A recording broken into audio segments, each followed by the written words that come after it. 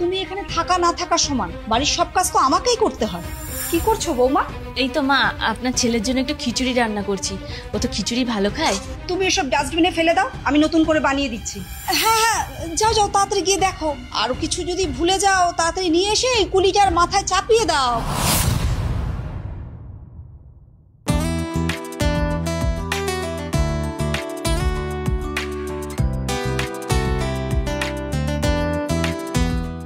মা, আমি আর পূজা একটু বেরোচ্ছি। কোথায় যাচ্ছিস? ওই তো আমরা একটু সিনেমা দেখতে যাচ্ছি। ও অনেকদিন ধরেই সিনেমা দেখবো দেখবো করছিল, তাই আজকে সিনেমা দেখতে যাচ্ছি। আর হ্যাঁ, ওই রাত্রের ডিনারটা আমরা বাইরে খেয়ে আসবো। আচ্ছা বাবু, তুই কোনোদিন তোর মাকে জিজ্ঞেস করেছিস যে মায়ের ঘুরতে যেতে ইচ্ছে করে কিনা, বাইরে হোটেলে রেস্টুরেন্টে খেতে ইচ্ছে করে কিনা? সবাই বলে না যে বিয়ের পর ছেলেরা বদলে যায়, তুইও বদলে গেছিস। মা, তুমি এরকম করে বলছো কেন? আমি তো তোমাকেও বাইরে বেড়াতে নিয়ে যাই। আসলে আজ আমাদের বিয়ের 3 মাস পূর্ণ হলো, তাই আমরা আজকে ঘুরতে যাচ্ছি। চুপ কর তুই। আমি জানি বাইরে গেলে আমাকে ছাড়া তোর ভালো লাগবে না, আর বাড়িতেও তোকে ছাড়া আমারও ভালো লাগবে না। তুই 2 মিনিট দাঁড়া, আমি এক্ষুনি রেডি হয়ে আসছি। মা, আপনিও যাবেন আমাদের সাথে? হ্যাঁ যাবো তো। জানো তো বৌমা, আমার ছেলে আমাকে ছাড়া কোথাও যেতে চায় না। আর শোন বাবু, তোর দিদি জামাই বাবুকে ফোন করে একবার বলে দে আজকে আমরা ফ্যামিলির সবাই মিলে একসাথে ডিনার করব, ঠিক আছে? তুই দাঁড়া, আমি এক্ষুনি আসছি।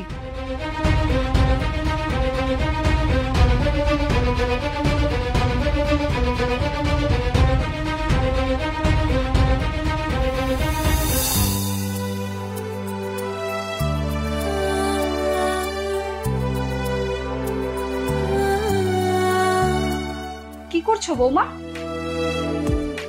এই তো মা, আপনার ছেলের জন্য একটু খিচুড়ি রান্না করছি। ও তো খিচুড়ি ভালো খায়। কি যে বলো বৌমা, আমার বাবু কিন্তু আমার হাতে রান্না ছাড়া কারোর হাতে রান্না খাবে না। তুমি শুধু শুধু এসব বানাচ্ছ। মা, আমি চেষ্টা তো করি। আরে শুধু শুধু কেন এসব বানাচ্ছ? ছেলেটা সারাদিন না খেয়ে থাকবে, সেটা তোমার ভালো লাগবে? তুমি এসব ডাস্টবিনে ফেলে দাও, আমি নতুন করে বানিয়ে দিচ্ছি।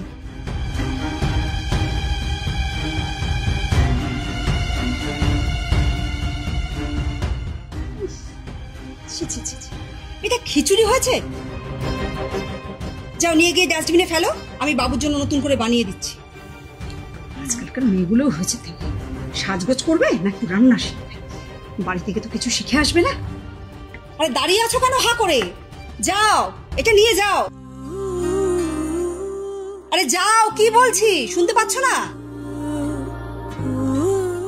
যাও।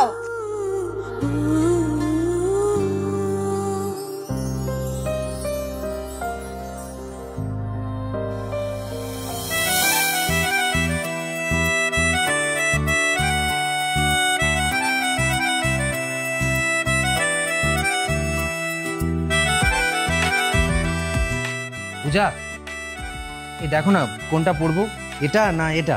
শোন না বাবু, ওই ডান হাতের জামাটা বেশি ভালো লাগে, ওটা পর।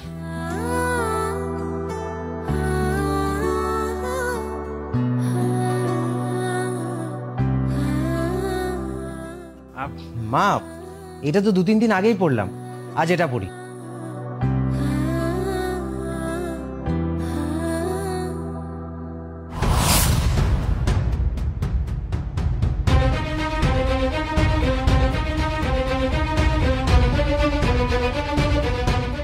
মা, আমি পূজাকে ওর বাপের বাড়ি ছেড়ে দিয়ে সন্ধ্যাবেলা একটা মিটিং অ্যাটেন্ড করে রাত্রের মধ্যে বাড়ি ফিরে যাবো, কেমন? এই তুমি রেডি তো? হ্যাঁ রেডি। চলো চলো মা, আসছি।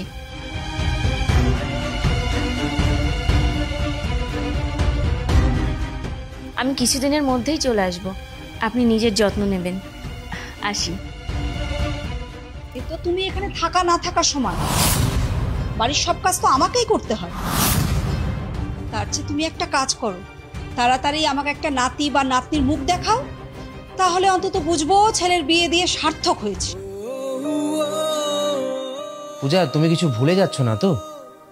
যদি কিছু ভুলে গিয়ে থাকো একবার চেক করে নাও না।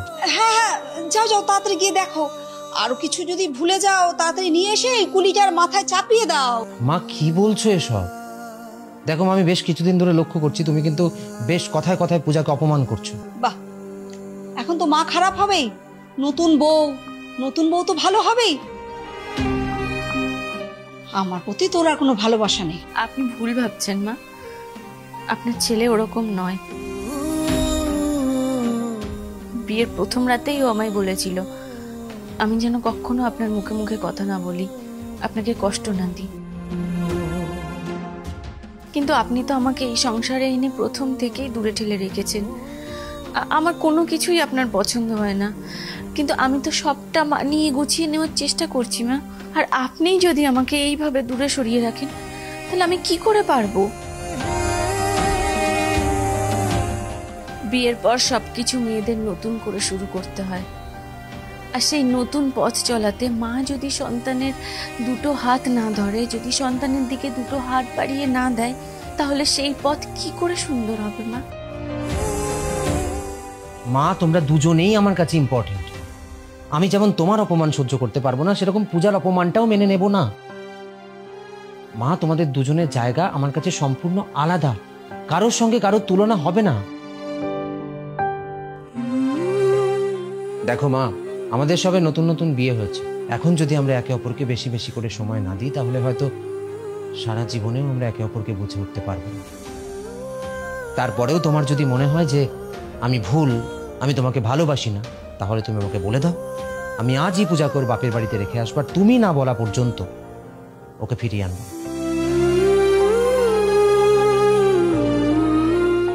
চলে এসো পূজা।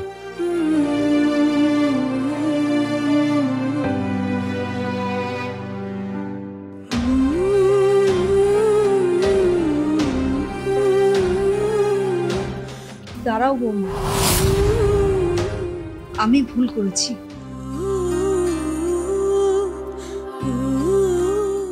বৌমার সাথে এরকম ব্যবহার আমি ঠিক করিনি।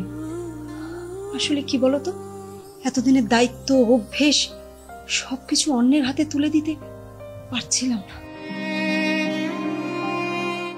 কিন্তু এটাই তো নিয়ম, পুরনোরা যাবে, নতুনরা এসে দায়িত্ব কাঁধে তুলে নেবে। আমি ভুল করেছি মা, আমাকে তুমি ক্ষমা করে দাও। এরকম ভাবে বলবেন না মা, আপনি তো আমার নিজের মায়ের মতনই।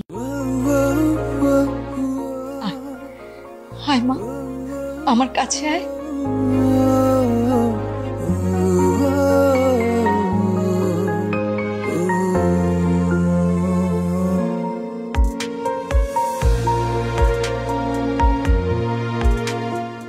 আজ থেকে আমি তোর মা, তুই আমার সোনা মেয়ে।